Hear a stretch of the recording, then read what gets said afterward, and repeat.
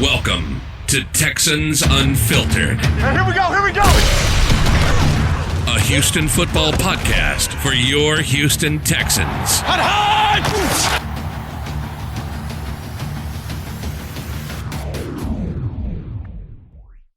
You know we're recording.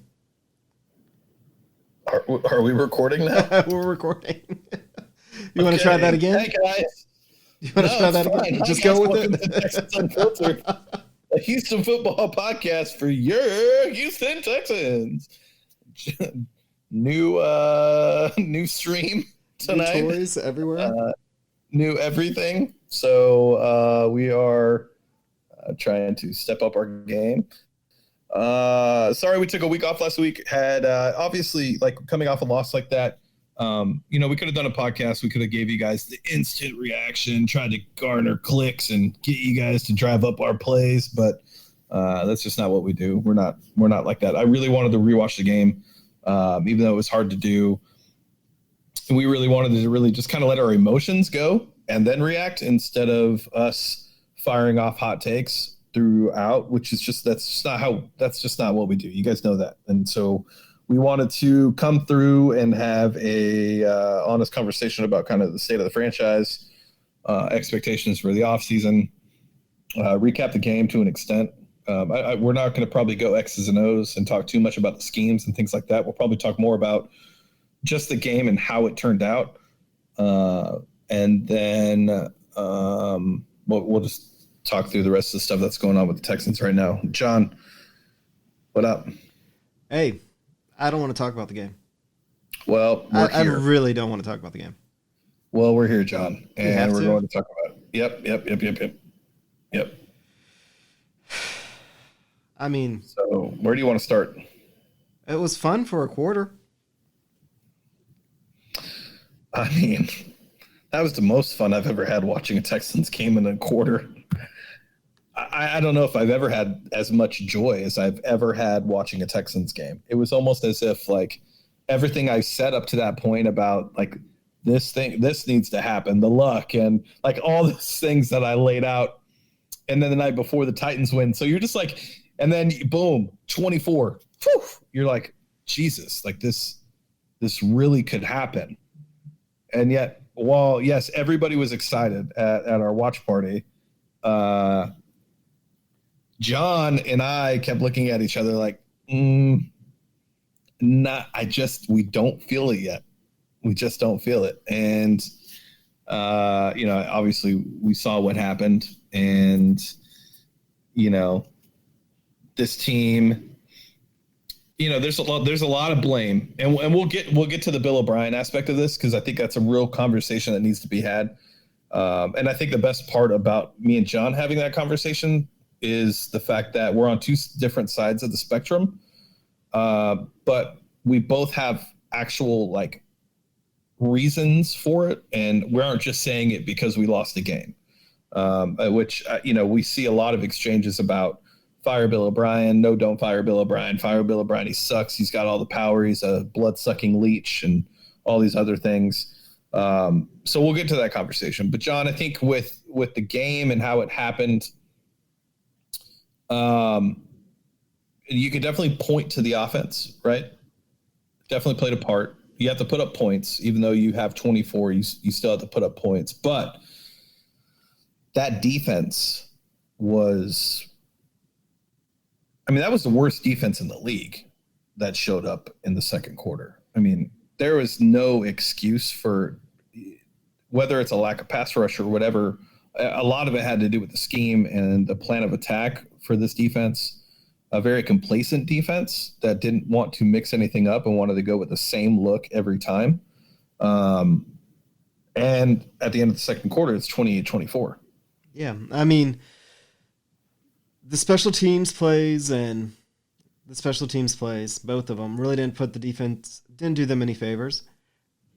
However, having a 24-0 lead, even if you give them 14 points, it's still two scores that the defense gave up like it was absolutely nothing. This was one of those where we had talked about the worst position to be and against the Chiefs was having to jump out to a big lead. I said that I would be more afraid against the Chiefs if we just jumped out, because they have that ability to score so quickly and just run you out of gas. And that's exactly what they did. The Chiefs offense just ran our defense entirely out of gas. Like, we got too hyped, too excited, and it went bad. It went bad quickly. Yeah, it went bad really quick, and I think that's really. I think the biggest issue with this is the fact that I think everybody knew 24 points wasn't going to be enough for this Chiefs team, and or for us to be able to beat this Chiefs team. I don't think any team should be going into a playoff game saying I need to score 50. Your defense should be good enough, no matter how good that offense is, to be able to hold them under 50.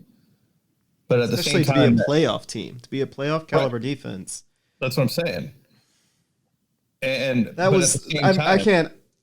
I mean, that comment when Bill O'Brien said it, I think that's when part of me just inside just died. He's like, "Oh, we knew we had to score 50 to beat the Chiefs." At that point, I think that a lot of my defense of him just kind of died. Just don't say 50. I mean, Jesus Christ. Putting a 50 burger up in football, college football, NFL, whatever it is, has always been the biggest smack in the face to the other team. So to say that we're going to have to score 50 to beat them means that you had exactly no hope in your defense, which was kind of telling. And then if we want to get, I'm going to save a little bit for how Bill how he coached this game, but yeah, I don't know. Just part of me died.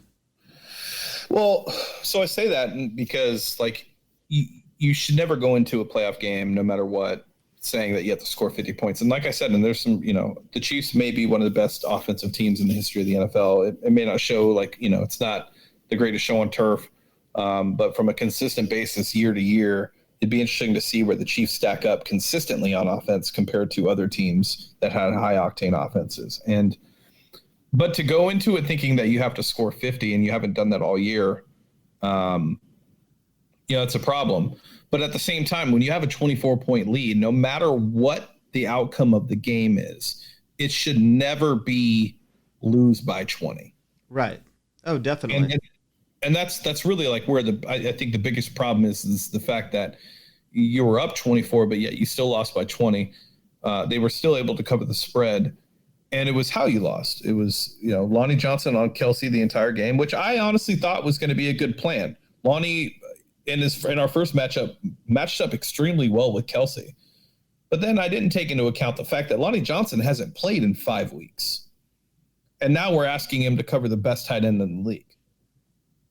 I don't know if a player is going to be able to just hop off the bench and be ready to go. Let me try to contain the best tight end in the league. Well, and then the different Lonnie Johnson surprised them in the first game because of how physically he was. Lonnie isn't going to take anybody's shit. That's probably his best quality. And Travis Kelce may be the most full of shit out of any player in the NFL. You want him to get smacked around. However, he's also incredibly talented, and some of those plays, there was just nothing that anybody really could do because nobody could get to Pat Mahomes in time. And there was that one throw at the goal line where he pretty much threw it around a guy. I really don't even. I couldn't make a wiffle ball bend like that, and so it just kind of is what it is. You knew Kelce was going to get his. You were going to hope that Lonnie Johnson just beat the shit out of him for a good 3-4 quarters so he'd start dropping the ball when they really needed to make big plays. It just, that didn't happen. The Chiefs, it was almost more like one of those games where one team was way better conditioned than the other. All right. Well, yeah, go ahead. I mean, more so than anything else.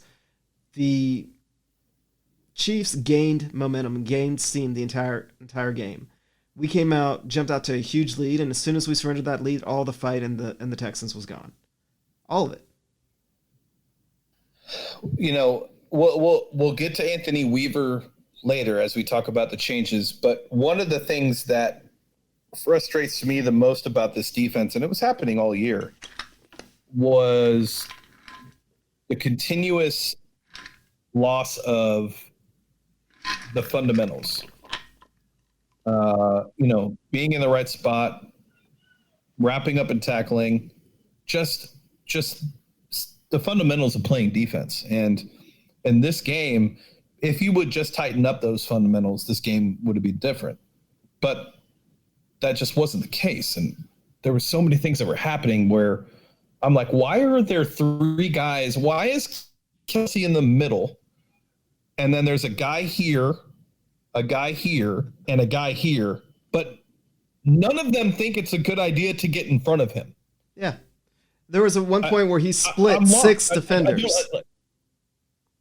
I don't understand it. It makes zero sense. Like, and I'm not trying to get angry or anything like that, but like, those are the type of things that you coach. Those are coaching. That's all coaching. You see a guy's job is to catch ball from behind. You can't stop him from catching ball. You should probably get in front of him. But yet that's not what happened. And that happened on two separate touchdowns. So, I think, look, we even let everybody know prior to this game that the pass rush was not back. No matter what we saw in the Bills game, this pass rush was not going to be the reason why this defense shows up. We thought it could be better, but we never said it was going to be the strongest part of this defense just because JJ is back. And, that's what we saw. I mean, Whitney actually had a really good game against the Chiefs. Rewatching the All-22, he doesn't show up in the stat box, but every single time that Patrick was running around, it was because Whitney was on his ass. But, it comes back to like the whole Clowney and Watt conversation that we had at the beginning of the year. All those are great. Forcing him out of the pocket is great, but if you can't finish the sack, then it really doesn't matter, especially when it's Mahomes and he's able to run and throw on the run better than any quarterback in the league. And, that's what happened. He also killed us with his feet. Our discipline on the outside was just awful. And you would have thought coming off the Bills game that would have been, okay, hey, we should probably correct that. As a point, I'm just going to make, he did the same thing to the Titans. Mahomes all year didn't really scramble a lot, and he saved it up. Oh, actually, it was probably more for the reason that he was hurt for a good portion of the year. But we weren't the only team that all of a sudden he decided to scramble on and make fools out of. But it was incredibly frustrating because it's not like he was moving fast. I mean, he's a great athlete, don't get me wrong, but he was just it was just one of those where he's going, but he's not going fast. I mean, I don't know. Watching that game, I can kind of understand, I do understand the appeal of putting Watson in a Andy Reid style of offense. I imagine that Reid would, with an athlete such as Deshaun, he would bring back some of those design runs that he had with Alex Smith that he does not use with Mahomes, and you can kind of see why. Because again, Mahomes, he's not a dual threat quarterback, but he was scampering just enough to be annoying. Yeah. What he did to the Titans, that TD run, I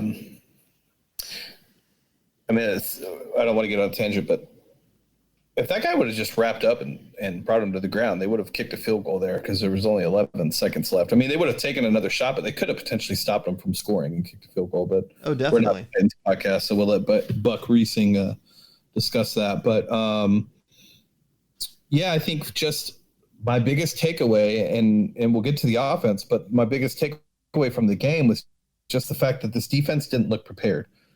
They played single high safety the entire game. Now, I don't know if a lot of that had to do with the fact that Adai didn't play, Gibson was on IR, Reed was pretty much our only safety. I don't know if that played into the decision to do that. but it seemed like they were just key on stopping Tyreek. If they felt like if they could stop Tyreek, that they could win the game. And unfortunately, with the Chiefs, there's just so many weapons that if you key in on one, you're not going to be able to do the other. We see it every time they play. But the defense was the biggest disappointment I had. I mean, 7 straight drives. I think on all 7 of those first touchdown drives, I think like the total time of possession for those drives were like 9 minutes and 57 seconds or something stupid like that. That should never happen. I mean, Romeo Crennel should have been fired at halftime. I think he retired at halftime. I don't care about his legacy. I don't care about what he's done. He should have been fired at halftime. I'm pretty sure he retired at halftime, or at least before the game started. Yeah, that was weird. There's no other way to put it. Like, he's had a great career as a defensive coordinator. He has a great resume. He's done a Hall of Fame coordinator. He's done more with less before on personnel. I mean, we had some athletes on our defense. We absolutely do. There are some athletes on that defense. And you wouldn't have known it against the Chiefs. And I understand that for the beginning of the year, that was the way to beat Mahomes. He was struggling against teams that were playing a lot of man. However, that doesn't mean you play only man. You still have to mix in some zone. You still have to mix in... I know you hate zone blitzes, but there's a reason why there's a time for them. Yeah, there's a reason why a lot of the NFL uses them consistently, because you can generate pressure while still playing conservatively. Like, your ability to drop a defensive line into coverage sometimes is all you need to throw Kelsey off his route. You saw it a couple times with the Titans, how they would line up in man and then spin into a cover 2, and that caused enough confusion. I mean, it wasn't enough to win the game, but it was enough to end a couple of drives. I mean, their defense played better against the Chiefs than ours did. Unfortunately, they just didn't have an offense at all. But again, that's exactly what the Colts did to Deshaun last year in the wild card round. And it's just because they're inexperienced quarterbacks. It takes nothing away from their talent and who they are at quarterback. It's just giving them different looks that they're not used to seeing and throwing them off their game a little bit. And when you do that, you're gonna succeed and force them to punt occasionally. But that wasn't the case for us. We just went same defense every single drive. And this was Romeo Crennel for years was known for just completely mind-fucking first and second year quarterbacks. Like, that was his thing. And then this year, especially this year, he seemed to lose it. So, yeah, if we're going to just jump to that conversation, we can. But, I mean, for this game specifically, like, he didn't need the defense to come out and give an A+ performance. He didn't need the defense to come out and do a B+ performance or a C performance. All he needed was a D performance, because we had jumped up to that huge lead. It's like, you know what? We didn't add to it. I would say C, just given the fact that we didn't really put it together on offense. If we take what we got from the offense after the first quarter, a D would not have held us, kept us in the race. You would have needed at least a C to be able to keep us in the race. I mean, they only put up 7 more points after the first quarter. So, the worst, who I feel the most for right now on this defense? Who's that? Every single corner on our team. Oh, definitely. Because I feel like this fan base came out of I feel like going into this game, the fan base was starting to come around on the secondary. I feel like they were starting to think, okay, this is a secondary I could ride with for the next couple of years. They're young. Conley, I don't know if people realize how good actually Gary Conley really is for this team. I mean, he pretty much single-handedly saved the Bills game. Yeah.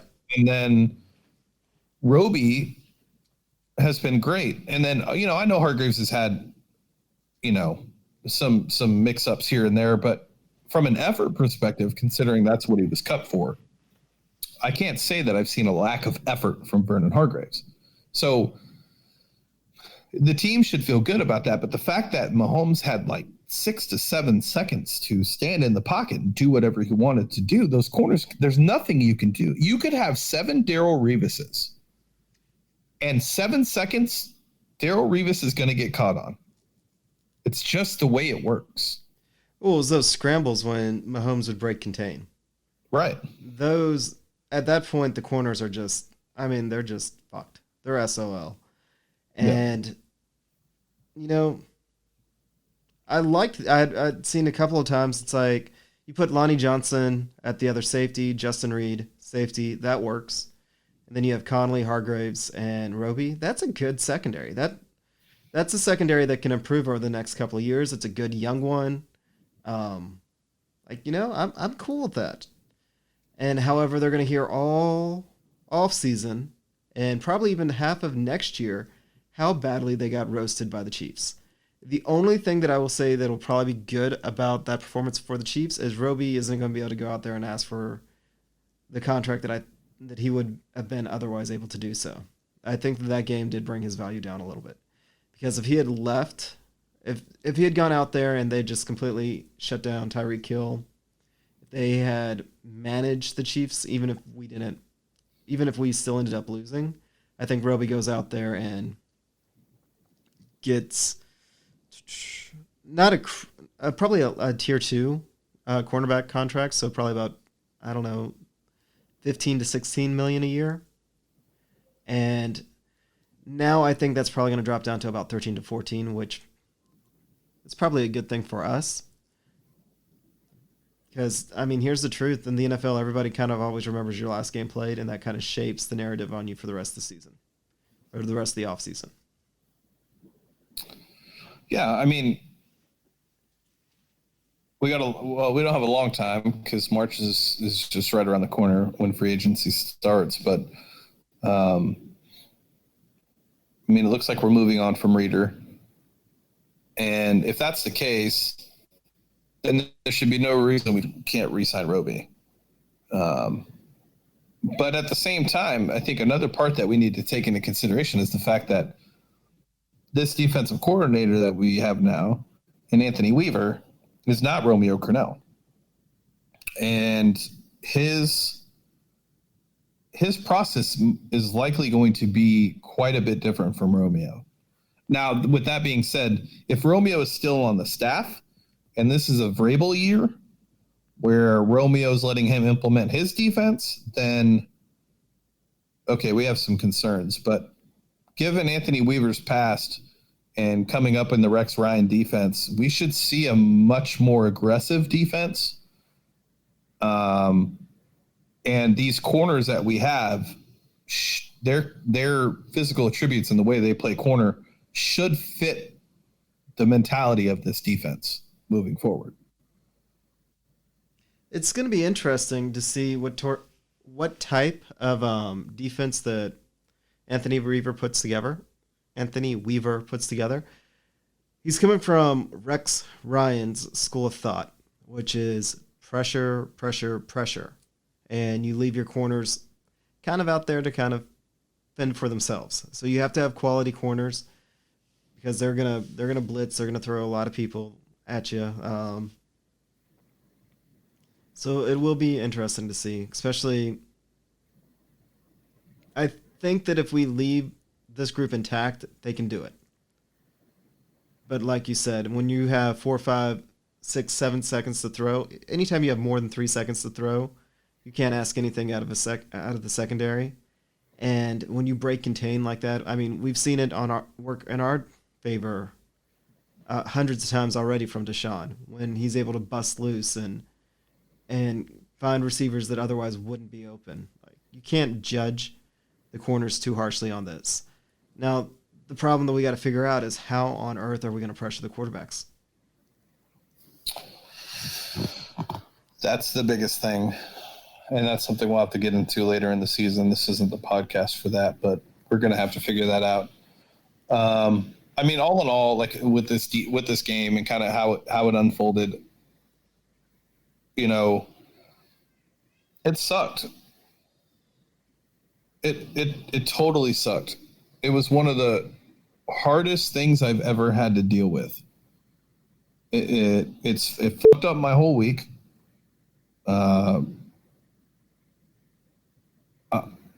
It really just messed with me because you hit the ultimate high that you could hit in a playoff game in that first quarter.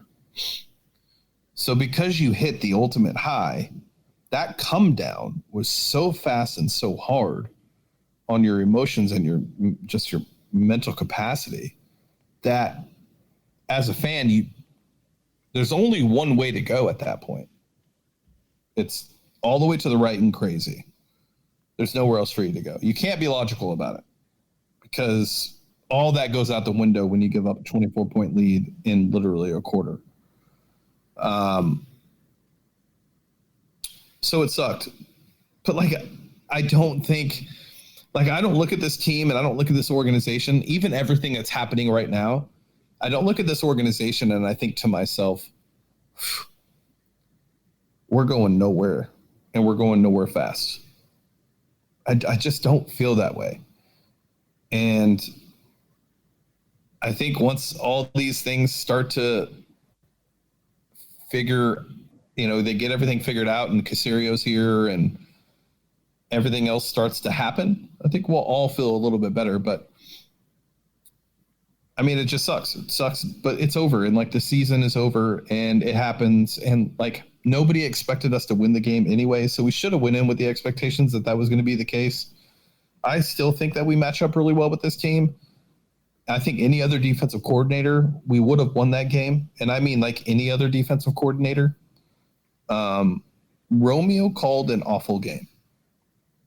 And I think it's hard for the offense too. This is a part where, people that are blaming the offense, well, you only put up 7 more points. 31 points should have been enough. At the end of divisional weekend, the Texans were the second highest scoring team through the playoffs. And as far as that, there's 31 points score against the Chiefs. The rest of the games were 28, 26, 22, 16. None of them reached the 30s other than the Chiefs and the Texans. 31 points is enough. And I think as an offense, it's kind of hard to go out there and after watching your defense give up 7 straight TD drives, that has to be just as deflating on the offense as it is for everybody else. I mean, at that point, you just know that you're going to score just so that the other team can go on the field and score because you're not going to force them to punt. Well, I mean, I've seen teams that their offenses do rise to that occasion where they're like, well, our defense can't stop them, so we're just going to score every single time. So to me, that was actually a little bit concerning that our offense didn't rise to that challenge. I mean, we had the personnel in our offense. The Chiefs' defense was something that we have proven time and time that we could beat. And it just didn't really happen. As bad as a game that Rack called, Bill O'Brien on the offense, I kind of disagree with you. They're not absolved from this. 31 points, yeah, that's good. 31 points should have been enough to win a divisional round game. It absolutely should have been. However, it seemed like we went in with the plan that we were going to score 50. And then towards the end of the first quarter, instead of the plan being we're going to score 50, all of a sudden we'd kind of hesitated for a little bit. And it's like, we're going to try and maintain this. But we didn't fully commit to that. We kind of hesitated. I've read sometimes that the worst decision is the failure to make any sort of decision. And I feel like that's what kind of happened with the offense. They couldn't decide if they were going to try and just grind the lead out or if they were going to continue to try and pile it on. And you could literally see that in the fake punt call and the not going for it on 4th down. That's where you could see the indecisiveness. By deciding to kick the field goal instead of going in onto 4th, okay, we're going to try and ease up. We're going to just try and eat as much clock as possible. And then turning around and trying to do a fake field or a fake punt on the Chiefs side of the ball.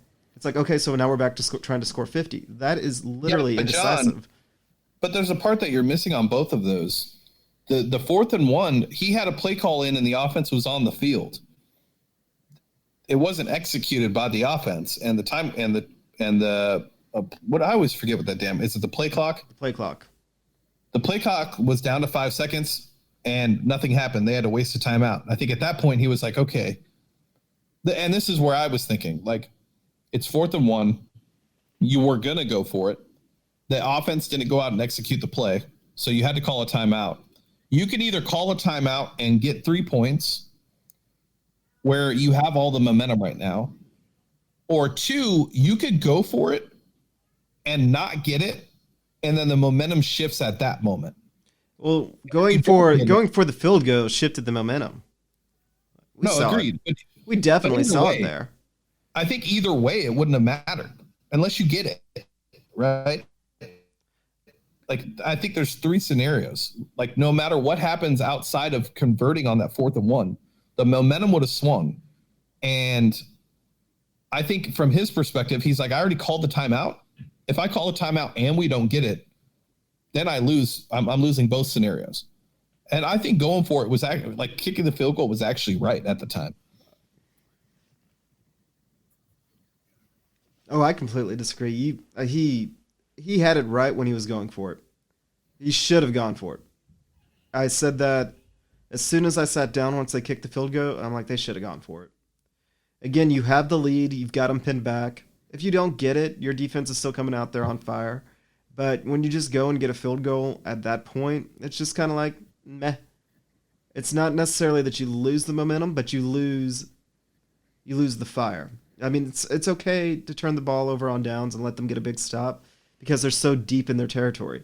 Whereas rolling over and kind of easing up, it's a mental decision. And at that point, that's literally where you could kind of see the Texans kind of, like, you could see it in their body language. That's where they kind of lost it.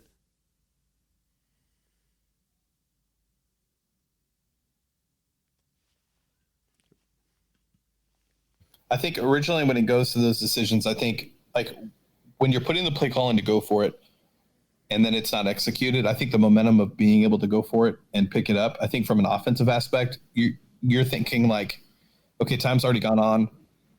Like, if we were going to go for it, we had to go for it right then and there. And now it's like, okay, now we either take the points or go for it. And they know we're going to go for it. And, you know, I don't know. I still think that there's a lot more that goes into it. Like, if he would have went for it on the first time, great, you know, whatever. I actually still think the fake punt was fine. I understand the philosophy where everybody's like, oh my God, but you didn't go for it on 4th and 1 and you decided to go for it on 4th and 3 on a fake punt. It's like, okay, yeah, but in between that time and this time, the momentum has changed. So now I have to do something to try to get that momentum back. And it just didn't work. I have no problem with the fake field goal call or the fake punt call. For me, it showed indecisiveness. That's all. That's the point I was trying to make. I wish he had gone for it instead of to kick the field goal. Yes. I don't have any problem with him trying to go for the fake field goal or the fake punt. Why do I keep calling it a field goal? The fake, I don't know. But I have no problem. I wish that they had done, there's a couple of other designs. So Justin Reed would have had a blocker in front of him. There's a couple of other fake designs that I wish they had gone with instead of the one that they went with, instead of asking him to beat one or he was essentially trying to outrun Sorensen to the angle, and he hesitated instead of just fully committing towards the angle. If he commits and he goes for that angle, he gets it. Yeah. Yep. So it really wasn't the wrong call. It wasn't the wrong play, even though I think that if he had a blocker, he gets it easily. It's just the indecisiveness behind it, because you could kind of see where the Texans were trying to decide if they were going to try and milk the clock or if they were going to try and pile it on. And yeah, to me, it felt like they had a plan and then they deviated from the plan and then they couldn't figure out what their plan was going to be anymore.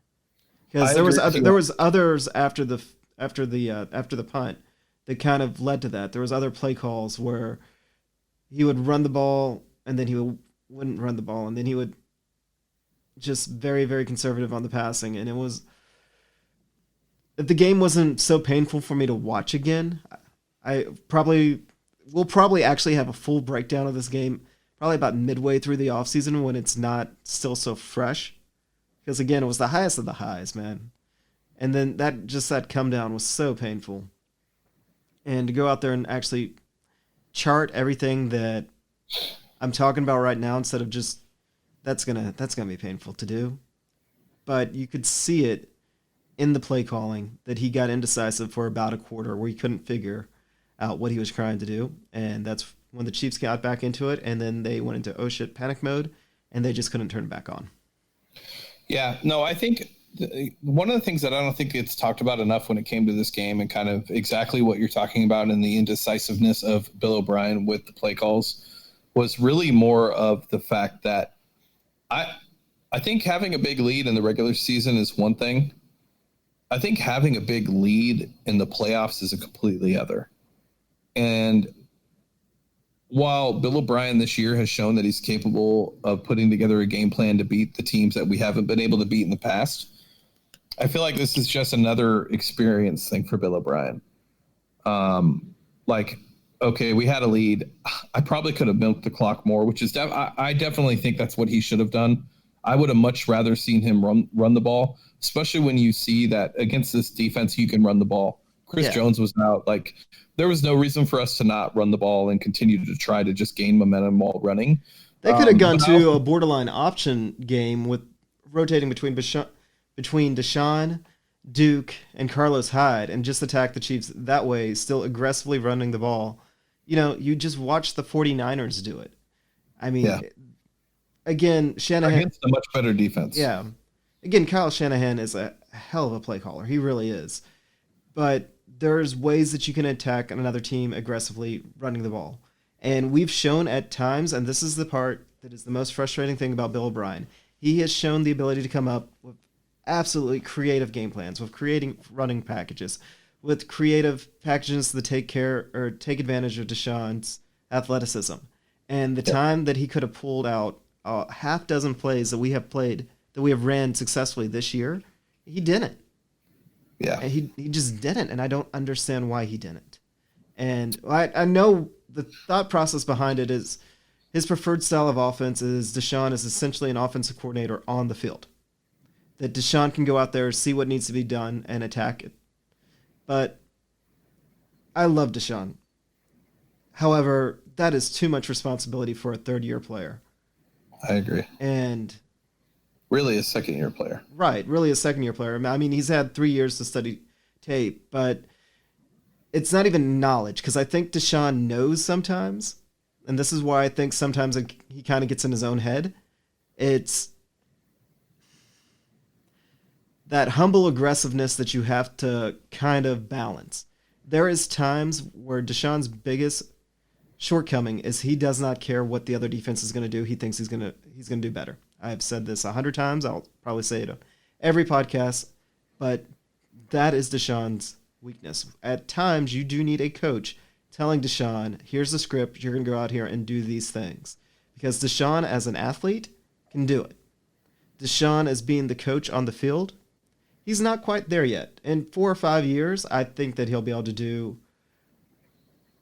Ultimately, I think that if we're going to have the Bill O'Brien discussion on whether he should stay or should he go, I think Bill O'Brien would be a better coach for Deshaun 5 years into his career than he is currently. When Deshaun no longer has the ability to rely on his athleticism as much as he can, and where he has to get a little bit smarter about reading defenses, and he's been humbled where he knows that he can't just go out there and just be Deshaun and beat them. And at this point, if you had somebody that was creative with the play calling, and this, again, there's a difference between creative, sophisticated, whatever you want to call it. Like, I don't think Bill O'Brien's offense is dumb.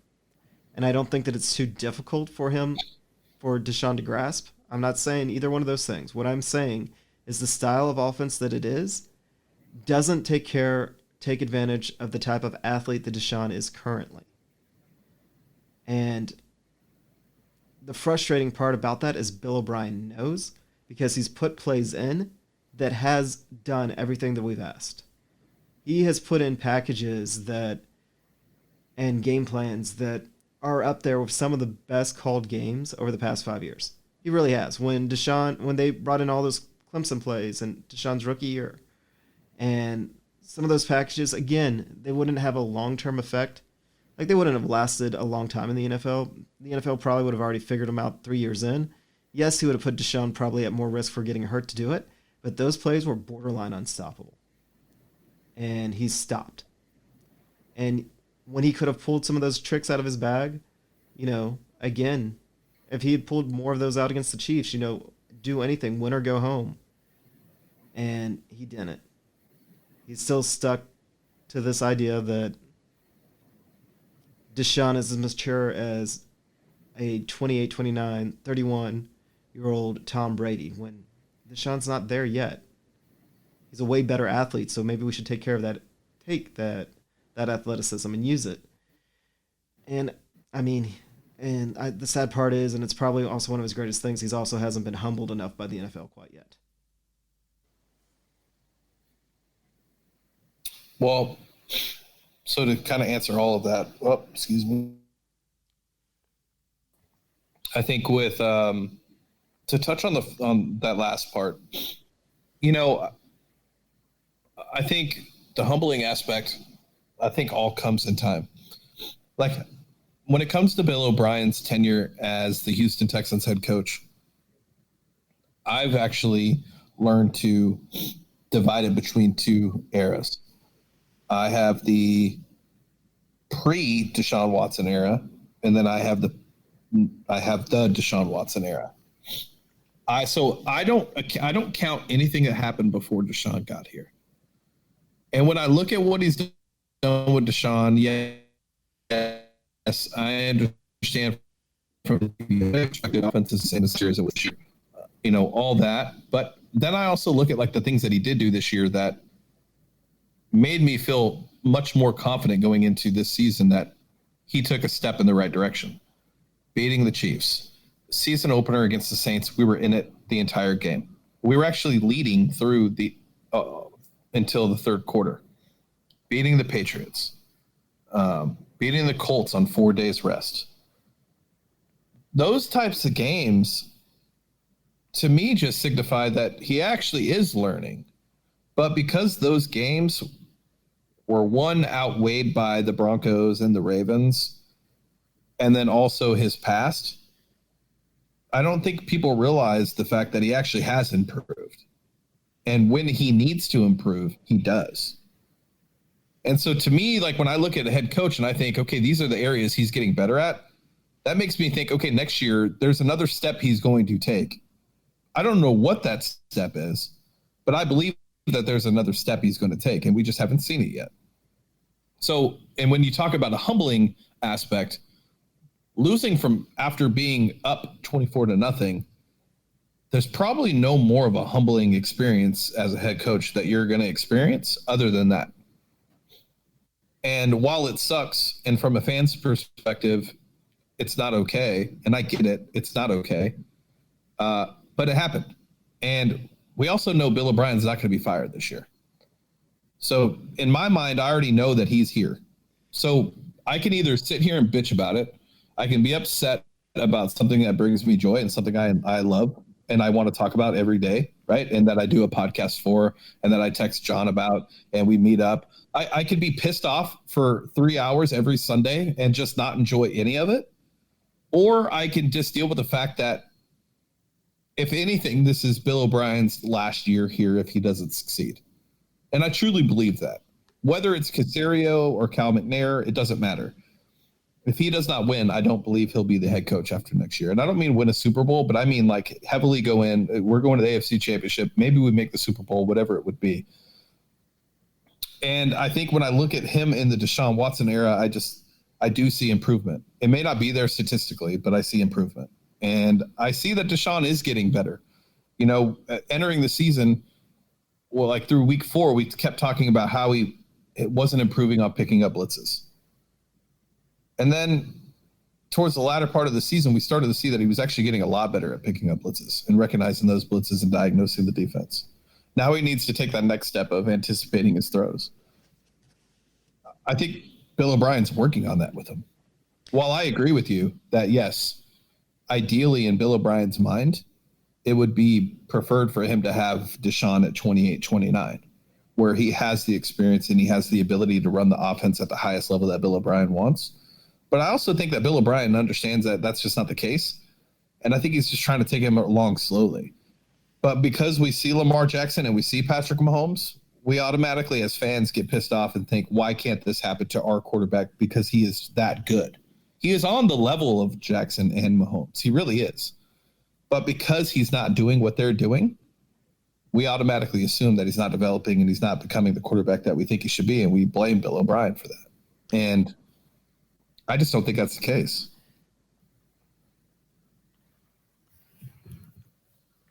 I'm not going to disagree with anything that you've said because you've made some great points and I do agree with you. The point that I have and the reason that it really stings is getting to the divisional round. As much as everybody has to kind of talk about, if we only get to the divisional round, that's a big disappointment. No, this is a rare event. I mean, y'all, seriously, this is a rare event to go to the playoffs. I know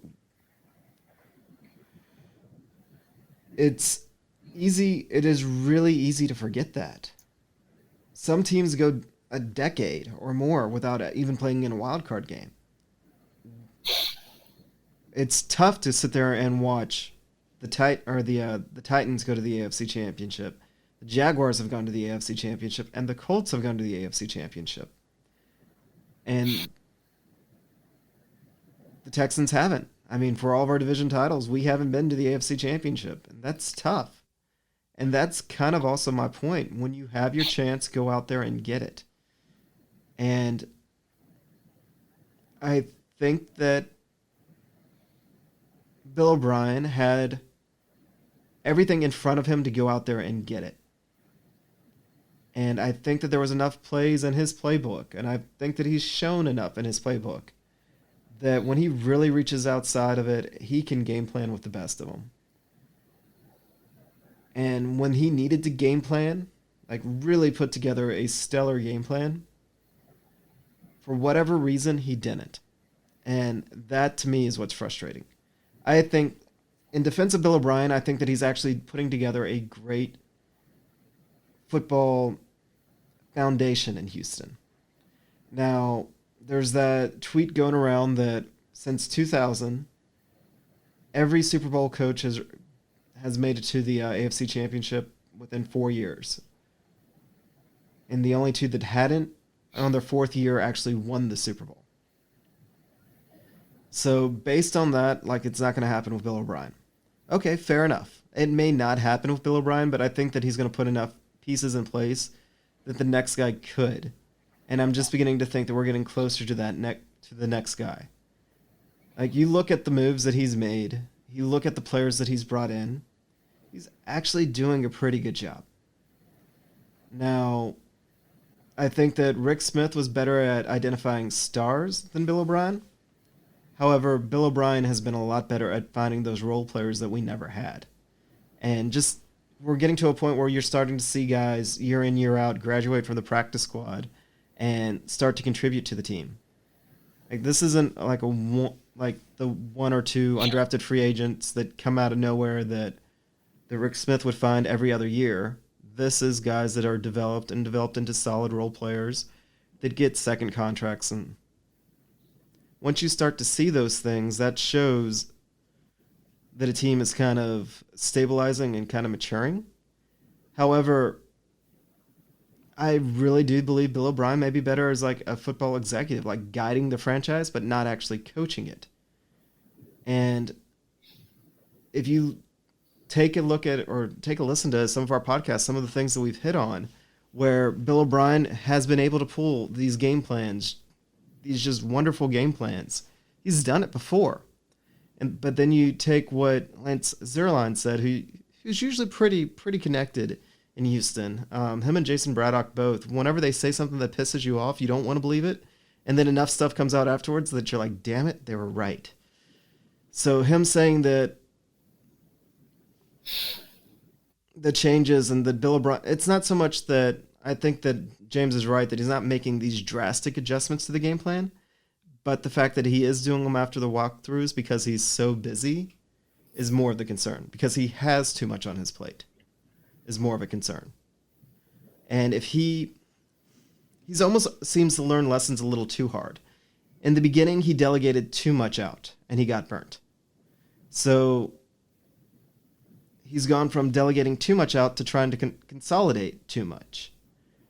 And I think that it's just, he's got to get better about finding the right people and getting back to delegating and trusting those guys again. Well, and I think that's where like Caserio bringing his guys in to let Bill O'Brien be able to do that.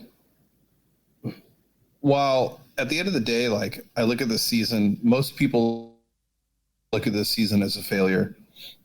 I mean, what is it, John? Bill O'Brien's been to the playoffs, what, every year but one? Not a lot of coaches can say that. For everybody that says Bill O'Brien's the Marvin Lewis of, but two seasons. So 4 out of 6 he's been to the playoffs.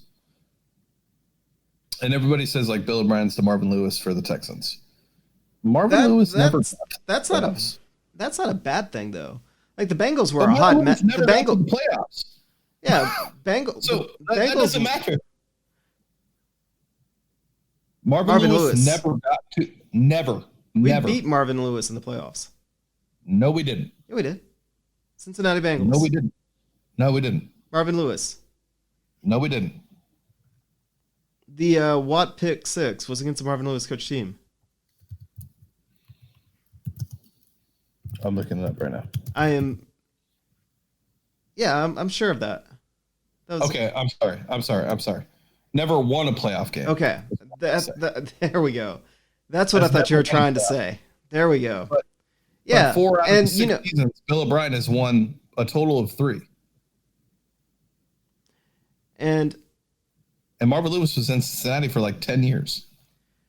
And you also got to remember the hot mess that the franchise the Bengals were before Marvin Lewis. Marvin Lewis came in, he stabilized them, he moved them up. Now, did the McNairs make the wrong call deviating from the Kubiak tree? I mean, if you look around the league, yeah. But how could you have known that at the time? No, you couldn't have. I mean, Kyle Shanahan, yeah, he was our offensive coordinator. And if Kubiak was able to coach a couple of more years, and I think they would have let him if he didn't have the stroke on the field. Like, here's the truth. I think the only reason, even though that season the wheels just completely fell off, and we got the number 1 pick because that season was so bad, which ended up being Clowney. But seeing how the McNairs kind of operated, I think that if Kubiak doesn't have that stroke, I think that Kubiak would have coached for the Texans for another couple of years, and then maybe Shanahan would have taken over, maybe. But I mean that's one of those like that. The odds of that happening just it wasn't going to happen, and you weren't going to promote him up, and they had to go outside the organization at the time because yes, it's great to look around and see all of our former assistants and graduate assistants coaching everywhere in the league now. It's one of those things that at the time they were too young. Nobody would have given him a chance at that time. He was super young at that time. Yeah, I mean, he was like 28. Yeah. So, yeah, it's just... But that's all hypotheticals anyways. Like right now where that situation isn't going to help us. But I just think... No, I'm just tired of the people... I'm tired of the people pointing it out and fussing about it. Because, yeah, it's pretty cool. But it was never realistic for the Texans because of the timing. No, I agree. I just think when you look at Bill O'Brien's resume and what he's accomplished, like, yes, is it a Super Bowl? No. Is it an AFC championship? No. But like in 6 years, he's done quite a bit. And he's changed this culture, in my opinion, like you said, to build on the foundation that he's done. I wouldn't be surprised if Bill O'Brien is a part of this team for a very long time. May not be as head coach, but I would almost guarantee that there's an executive position waiting for him whenever they decide that there's somebody else waiting on the head coaching position. And that may end up being sooner than later. Like, to be honest with you, if for some reason this offseason, when Caserio comes, if Josh McDaniels comes, I wouldn't be surprised if with that VP of personnel that we lost in Chris Olsen became Bill O'Brien, or became Caserio and Bill O'Brien became general manager, And I know that's like a far-fetched. I'm not saying it's happening. What I'm saying is if that happened, I would not be surprised. I really wouldn't. And maybe it's not this year, maybe it's next year, but I still think that Bill O'Brien's going to be a part of this franchise for a very long time. And you can just see it by the way that Cal McNair's handling this right now. There's a lot of tweets, like you were talking about the tweet that's going around about since the 2000s. There's also a lot of tweets going around about how Cal McNair's basically not Jerry Jones. How he's letting Bill just do what he wants to do to build a strong football franchise and organization. And you have to ask yourself, which would you rather have? Would you rather have a Jerry Jones micromanage and not let the football guys do the football stuff? Or would you rather have a guy hire somebody to do the football stuff and let that go? Now, you've got to remember that Cal was actually talking for him and for his father when a couple of years back when they said that the Texans were striving to follow the Steelers model. So with the Steelers, if you notice, they developed their own coaches. Their coaching tree has direct links. Tomlin has direct links to their first coach way back when. Like, they developed a culture, they've stuck to it, and that's what the Texans have wanted to do. Again, that was kind of the point I was trying to make. Again, it looks like maybe the QBX Shanahan culture was the one that we wish we could have gotten. But you know what? That didn't happen. What happened is when we had to go out and get a head coach a lot sooner than they ever planned to do, they went out and got the top head coach on the market at the time. If you go back and look at all the tweets, Reddit posts, Bill O'Brien, all the news articles, everything, everybody wanted Bill O'Brien. There was teams that were debating whether or not they should fire their coach to go get Bill O'Brien.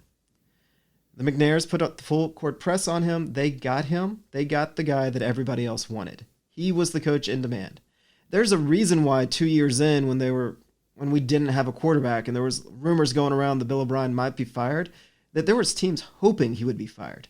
That's why he really didn't seem. I think that's the case. I actually agree with you that there's a lot of franchises out there that would love to have Bill O'Brien as their head coach running their football operations, which is what he's doing here. Now, we're all 6 years in. We won our new toy. We won our shiny new toy. We're getting a little aggravated because we have a quarterback that is something special. And I get it. I'm aggravated there too. But here's the thing. James is right. He is our coach. And he's going to be our coach next year. Like it or not, he's going to be our coach next year. And I'm probably going to spend quite a bit of this offseason just kind of going coulda, woulda, shoulda, because it's the offseason. What else do we have to do? And I'm at the moment right now that if he can't find himself an offensive coordinator, that I'm on the Bill O'Brien. Get rid of him. It's time to move on. But I'm not going to get that wish. Nobody's going to get that wish. He's here. So I guess we just got to kind of suck it up and deal with it. Also, you're not going to get the wish of an offensive coordinator either. I know. Everybody can kind of, when you blow your birthday candles out next week, whoever's listening has a birthday, just know that you're wasting a wish if that's your wish. Because that's not going to happen. Tim Kelly's going to be the guy, just like George Godsey was the guy, just like Sean Ryan was the guy. That's just the way this works. Wrong, right, at this point doesn't matter. But I'll say this, like if we get this team consistently next year, the same team that showed up against the Patriots, the Chiefs, the Colts, the Saints,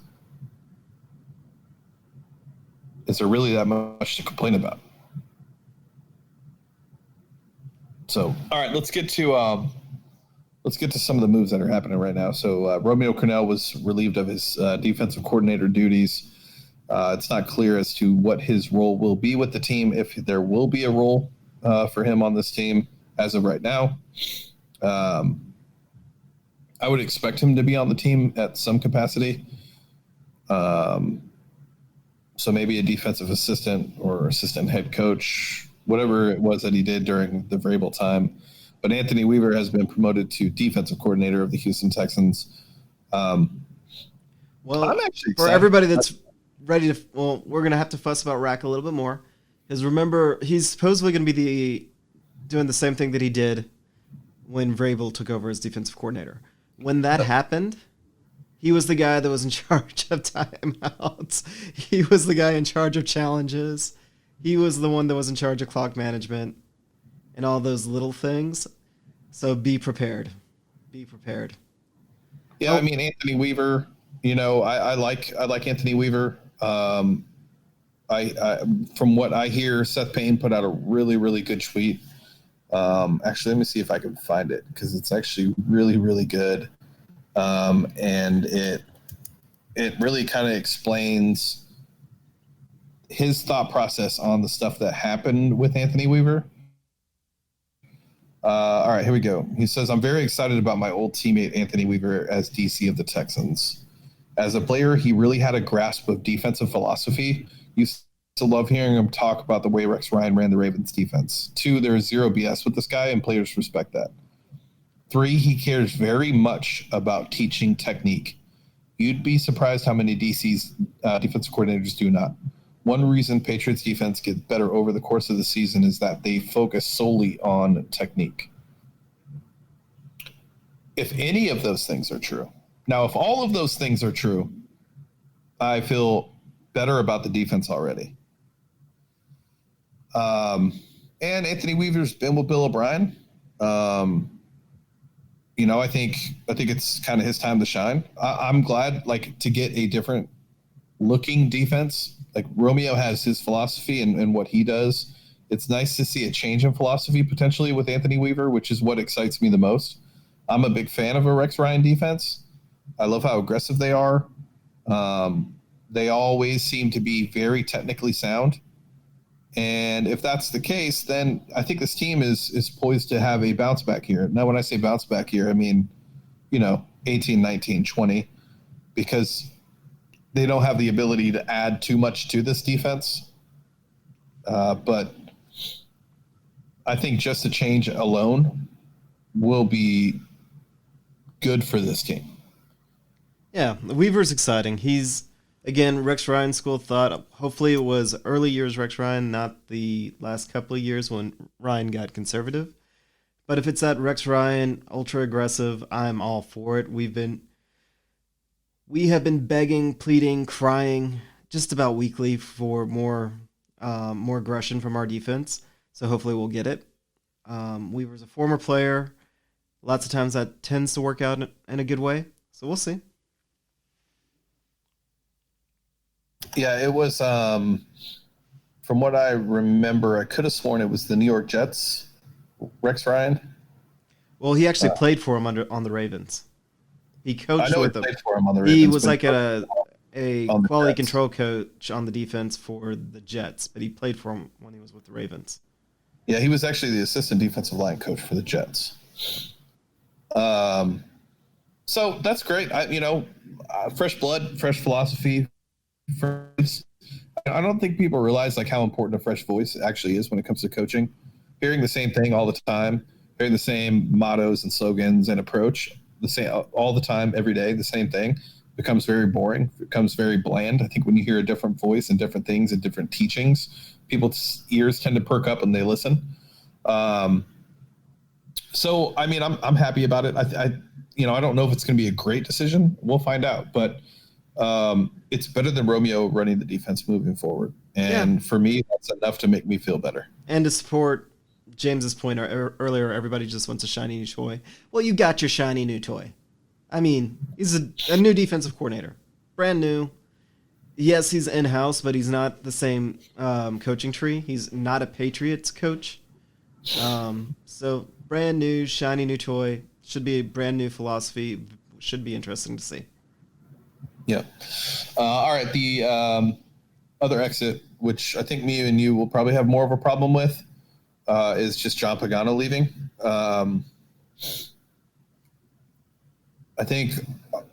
I know he coached our outside linebackers, but I don't really think he was given a ton of talent to really work with. I think Brendan Scarlett is Brendan Scarlett. I think Whitney was already kind of here when he came. But everything I've read about John Pagano as a coach is he's a really, really well-respected coach that is very good at what he does. And I don't know. I found that a little bit surprising. I don't understand it either. The only thing I can figure is he was responsible for the outside linebacker rotation, and there was a couple of games. I mean, most recently the Chiefs playoff game, where maybe we kind of should have had our pass rushers on the field more than we had our run stoppers, and we had our run stoppers on the field. Yeah. So if it's one of those where it's just a simple, he went into his end of season review and they were like, what were you thinking? And he was like, don't tell me what to think. I'm a good coach. And he probably got, that's how I see it going in my head, because it just doesn't make any other sense otherwise.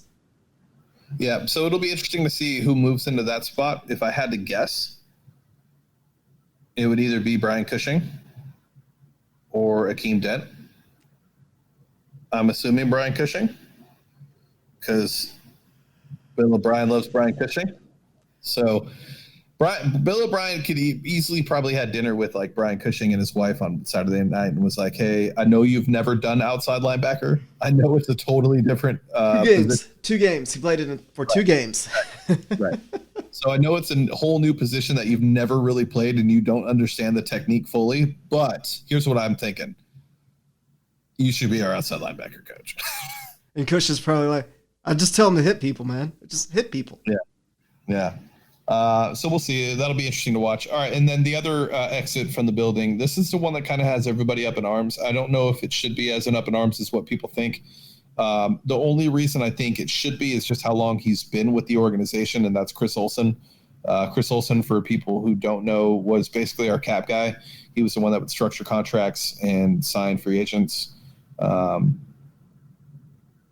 He was also a part of the GM committee. From what I understand, he re-upped when Bill O'Brien re-upped, so he has another 3 years left on his contract. Shocking? No. But that's only because I understand what's coming our way. But I think, maybe the longest tenured front office Texans guy is gone now. That to me is a little bit concerning. But then again, when you think about it, like when we've watched what Bill O'Brien has done with not having his guys, he doesn't like not having his guys. He likes his guys. He's always liked his guys, no matter what it is. I mean, he's been through 2 GMs. And I think Chris Olsen just wasn't one of his guys. I don't know if it's a bad thing. I understand that Chris Olsen has a lot of respect, but Chris Olsen also put us in cap hell for a little bit there. Then he learned how to restructure and change the structure of contracts, and we ended up being in a better place. But I think I'm not really too worried about it, to be honest with you. I think it's in my eyes and in my hopes, I think that it's this more that Bill O'Brien's trying to get away from being as conservative as they have been. Chris Olsen, yeah, he got us out of cap hell. However, he has been extremely conservative with our contracts. We have been, after several big name free agents the past couple of years, landed And missed on everyone. Yeah. And that right there is everything. We haven't landed one. It would be one thing if it was a conscious decision not to go after these guys, but it's known that we've swung and missed on every front. Could you imagine our offensive line this year if we had signed Saffold? Like, dear God. Yeah. I mean, I love Fulton, but yeah. Saffold, Well, I mean, major upgrade. yeah. I mean, just if we had actually pulled that off with everything else the way that it's gone, it's like, oh dear God. Right. That offensive line would have been a top 5 unit. Mm. Yeah. Oh yeah, it would have. I mean, No, other than Tunsil Tunsil would have still dropped us on our own with the false starts, but whatever. But we also still would have Chris Clark at right tackle. So I think no. top 10 maybe. No, Top 5. no. But I'm just saying that you put that out there, and then it's like Tyrann Mathieu ended up having a really good year. If we had, I'm still. Granted, I've swung back towards I wish we'd kept Tyrann Mathieu after K-Jax because of how it turned out. Last year, I mean, Jackson playing safety was absolutely amazing. But Tyrann Mathieu, when the Chiefs let him be Tyrann Mathieu, okay. I hate to admit it because he's pissed off a lot of people in Houston. But if we had allowed Tyrann Mathieu to be that Tyrann Mathieu with our defense, 2 years ago, actually no, yeah, it was 2 years ago, before we'd signed Tyrann Mathieu, when I put up my dream defense, and we'd kind of talked about it, and we had talked about the pieces, and I said that Tyrann Mathieu is that hybrid linebacker safety that kind of roams. You got to see that on the Chiefs. We didn't get to see it on the Texans. And yeah, we should have signed him. I will say this. I would have still rather had Kareem Jackson over Tyrann Mathieu this last season. For two reasons. One, homegrown talent that was drafted and developed here. It's just kind of what you like to see. And then two, I just think that he would have fit better on this team this year than Honey Badger would have. Also, you just have to keep in mind, like, we didn't play Honey Badger the way that he should have been played. I mean, he said it multiple times. He wanted to come in and play free safety. We didn't let him just do that. We lined him up in slot. We did a lot of different things, and he wasn't able to be the best player that he could be. I've actually messaged Honey Badger last week and apologized and kind of told him my thought process just in one message, and he responded, and he was cool about it. So, I mean, like, I agree, like, it was unfair for us to judge Honey Badger based on what we saw on the Texans, because when we signed him, we were both really excited about it. I mean, I think we actually did a podcast specifically about it. So yeah, it didn't meet the expectations that we had, but he had an amazing year this year. He really was an amazing player. They use him properly. He fits the scheme. He fits what they want to do, and he's the captain of their defense. I mean, there's really nothing else to say. Honey Badger was extremely good this year. He deserved everything that he got. So, all right, John, anything else we need to get to tonight? Nope. We got Yes? Sorry, my computer did something strange. We've got a long off season. We got a whole bunch of things that are going to pop up that we're going to have to talk about. Yep. So, and just to shout out Preston because he's in our chat just saying crazy things. Go be a Cowboys fan then, dude. Seriously. Yeah, goodbye. Go be a Cowboys fan. I mean, still edit our podcast. We need you. But go be a Cowboys fan. Just don't tell us you're a Cowboys fan. No. Podcast. All right. With that being said, guys, I'm Young Ari Gold, signing off for Texans Unfiltered. You can find us on all podcast platforms. Just search Texans Unfiltered. You can follow us on everywhere. The outro will take care of everything. And with that being said, I will catch you guys next week. Loved this episode of Texans Unfiltered? We'd love for you to be a Patreon supporter. Your support allows us to provide you with the best Texans podcast possible. You can also follow us on Twitter and Instagram at Houston FB Pod and everywhere podcasts can be found. And join our community on www.texansunfiltered.com or on Discord at Texans Unfiltered. Thank you for listening. Until next time.